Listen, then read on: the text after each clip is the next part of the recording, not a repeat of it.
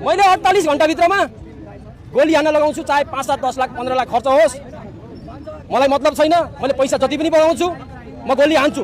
सरकारले भन्छ कि हाम्रो तर्फबाट गोली चलेको छैन, कुनै पनि सिडिओले भन्छ, कुनै पनि हामीले यो आदेश दिएकै छैन।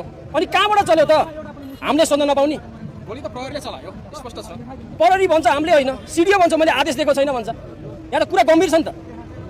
हेर्दै जाँदा त यहाँ मुसलमानले गोली चलाएको कुरा सरासर हामीले त्यसरी बुझ्यौँ नि त। किन कारबाही हुँदैन? खुलेआम भनेको छ एउटा रोबिना खातुन जो देशद्रोही गद्दार आइमै, उसको बुढा कहाँ खाडी मुलुक बस्छ, त्यहाँबाट खुलेआम हिन्दूलाई टार्गेट गरेका छौँ यो यो यो यो यो व्यक्ति भनेर उसको भिडियो त्यहाँबाट मैले 48 घण्टाभित्रमा गोली हान्न लगाउँछु, चाहे 5, 7, 10 लाख 15 लाख खर्च होस्, मलाई मतलब छैन। मैले पैसा जति पनि बगाउँछु म गोली हान्छु भनेको 48 घण्टाभित्र नै यो घटना घट्नु। सरकारले सोध्नु पर्दैन, सरकारले समाउनु पर्दैन।